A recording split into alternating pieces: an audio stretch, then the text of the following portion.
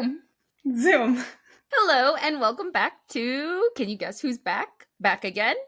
If you guessed Julia and I, you are wrong. It's Lando Norris. He's back. Not on the podcast with us, but he's back. Yeah, actually, Maddie, that was on topic. Woo! And so are we. Hello and welcome back to 17 to 1. My name's Julia and I know a lot about F1. My name is Maddie and I know varying increments of F1. And sometimes when I think I'm gaining more, Julia hits me with hard question quizzes and I slide right back down. But she's getting better every week. And last week we watched the Austrian Grand Prix, which means it's time to do our weekly post-race series, Champions and Crashouts, wherein we evaluate who had a great race and whose was not so great. Yep, and just like always, our champions list is shorter than our crash out list. So, without further ado, let's get started. Our champions are, if you couldn't guess, are Lando Norris. I will admit I doubted the boy. I guess I shouldn't have because boy came in full swinging, pole sitting, and everything, and he was ready. And you know, I'm not a Lando hater. I would like to see Oscar come in first, or Charles, or Max, but I think he did a wonderful job as well, especially when it came to defending against his teammate. Agreed. I mean, I think it would be very unfair to say that he didn't have this weekend in the bag. I mean, he had it under control pretty much from the very first free practice. His pace was just really good, whether that's just because he felt more comfortable at this track because it's one that he's historically done very well at, or because the new suspension change in the McLaren felt much better for him. Whatever it was, he seemed to be much happier with the car, and it showed on the track. His pace was extremely good.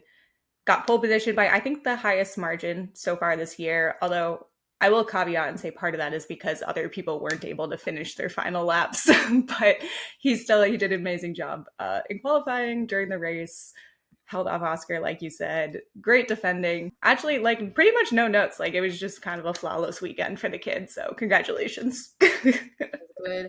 We got Charles there. He did not come in second, but he did come in third. I do admit I would have liked to see a few more war crimes, especially since he was apparently stating that he was going to make it as hard as possible for the McLarens. Charles, it's okay to maybe just ding someone. Just take the hit and go for it. Yeah, I will say he definitely didn't want to lose that spot right off the back, and then he was lifting and coasting a lot of that Grand Prix, which he was not super happy about.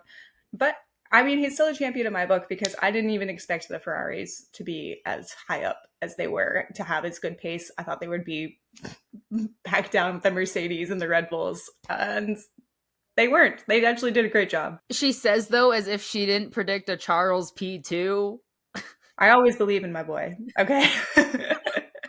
You literally just stated you were not expecting much. Look, I keep my hopes and dreams high, my expectations low. I keep everything low, that way I'm surprised at least. Always a pleasant surprise. Always a pleasant surprise. I get too disappointed in regular life. Anyway.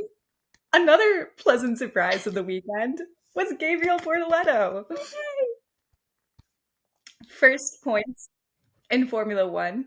He did so good in qualifying. I absolutely loved that when Max's final lap got ruined by the brief yellow flag, Max gave Gabriel a tow. He was like, I'll help you out, buddy. Like, their friendship is so precious to me. And then during the race, he did a great job keeping it together. I mean, the Sauber pit crew as well did a great job with their strategy, keeping him up there in those points, doing exceptional pit stops to make sure he didn't lose any time. And yeah, a weekend to remember.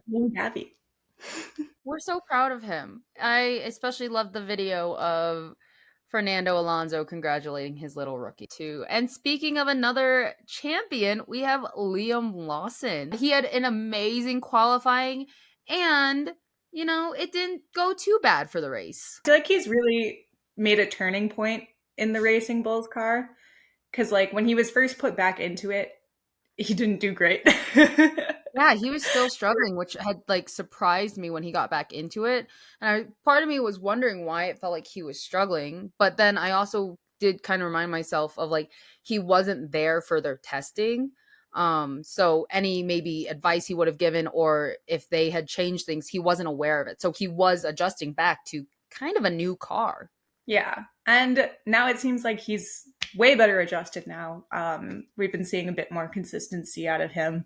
And it seems like he's got some of his mojo back. I do believe, though, that is sadly our last mention on the champion list. Before we move out to our full crash out list, we do have honorary mentions for our crash out list, and one of them is Oscar Piastri because our boy just kept getting bodied by Alpine last week. It was rough for the papaya boy.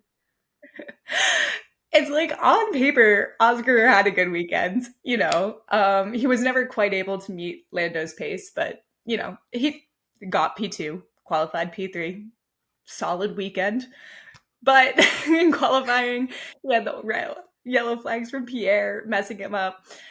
He got a little heated on the radio. Okay, so fuck me, man. Jesus Christ. And then during the race, Franco Colapinto trying to shut him onto the grass. Also, it's still very fun when I have all these years later, huh? That man holds a grudge, and I appreciate that.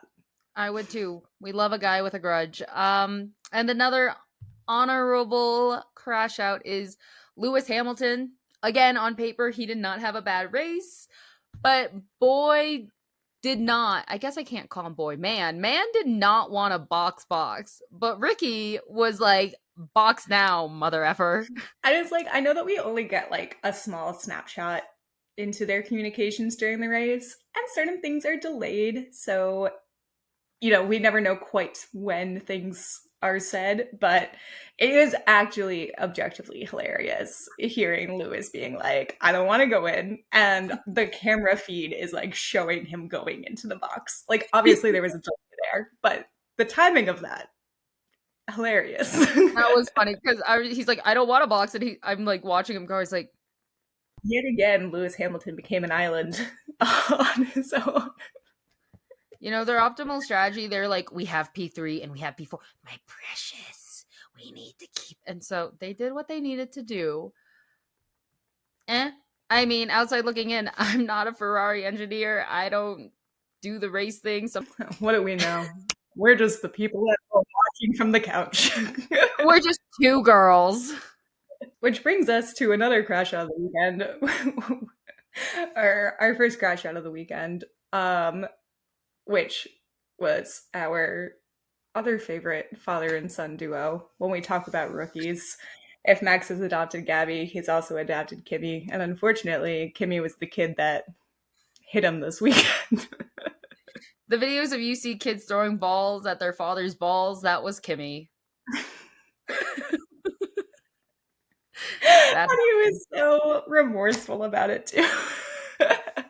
He was. And I definitely think like Max was fine. He gave a great interview of people asking about it too, and him being like, it's a lesson. It's something that's going to happen to everyone. Like, it is what it is.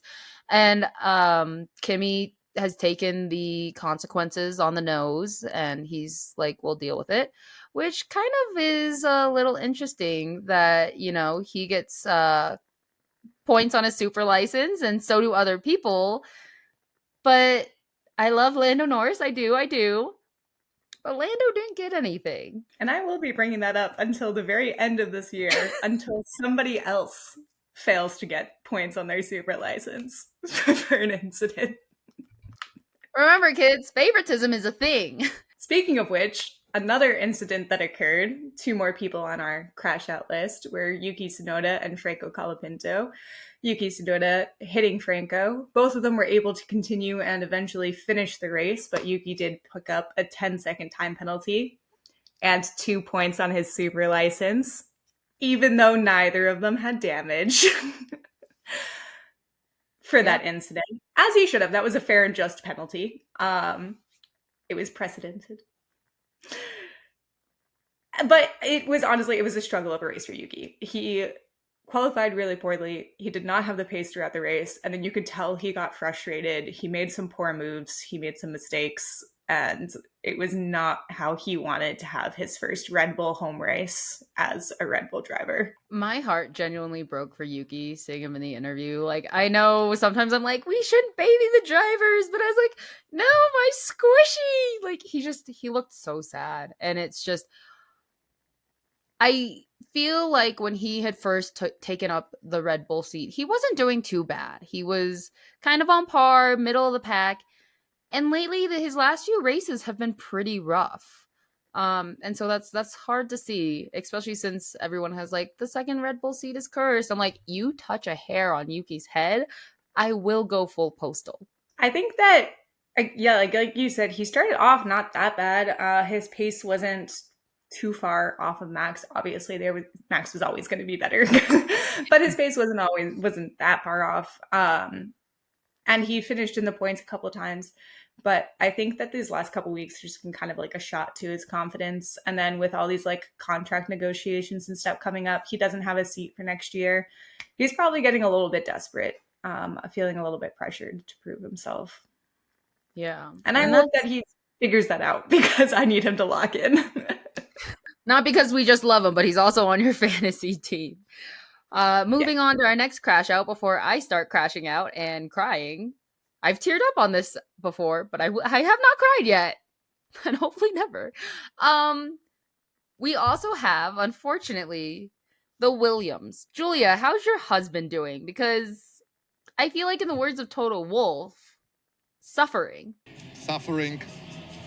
You know, the man is suffering. James Valves is suffering. I haven't listened to his TED Talk yet this week, but I will. Carlos is suffering. Alex is suffering. I mean, it was a bad weekend for all of them. Both Williams drivers had damage during qualifying, which affected their qualifying results. Carlos more so than Alex. And then during the race, Carlos didn't even get to start. Okay. And then he caught on fire. And then Alex was forced to retire for some unknown reason. I don't think they specified, but I think it was a problem with the cooling unit. I think they said it was the same problem he had in Canada. And I'm like, Williams, for the love of God, if this is a problem, please fix it. You guys were doing so well at the beginning of the year. What is happening? It's depressing. My man, James Vowles, literally had his face in his hands when they panned to him. No. He just got his contract extended. So this is not the way he would have wanted it to start either. But I mean, going into next week, Silverstone, their home race, I don't know. I hope it gets better. I hope so too. You know, I am proud that everyone was more concerned about the fire this time. Yeah. They were like, oh my God, fire. Although I will say, the commentators were like, his car's on fire. And then it felt like it still took like a little bit of time for anybody to react. I was like, Carlos is just staying in the car. Does he know it's on fire? You know, it's better than like Lando walking away from his car and there's like a small fire. It's like, did you set that fire, Lando? He didn't start the fire. Oh, it's burning since the world's been turning. Yeah. He did start that fire in Carlos's car. It was sabotage. They were clearly very concerned about Williams coming to beat them this year. Mighty suspicious. And we must hire a witch because somebody needs to cleanse. No, the whole F1 like grid needs some cleansing. Seriously. Start fresh. Cleanse all the good, cleanse all the bad. Let's just go neutral. Let's start from the bottom. Net neutral. Or go way back up again. You know, I'm not gonna lie. Because the F1 Academy, all the cars are the same except for like the liveries and stuff. Part of me's like, take all the men out of their fancy smancy F1 cars and put them in the F1 Academy cars. Now that's talent. That would actually be pretty hilarious and pretty fun to see. I would love to see a battle royale between all the drivers in equal machinery, just because I think it would be fun post Abu Dhabi. That's how Cadillac picks their 2 seats. Yeah, have all of the candidates get into go-karts actually, and just let them have at it. I would love to see it. That would actually be so good. Well, I think that brings us to the end of our crash out list. Let us know down below or on the side who you think are who Julia, I'm not good at closing. You do this. Let us know who you thought our champions and crashouts were of the Austrian Grand Prix, and we'll see you next week after Silverstone. Bye!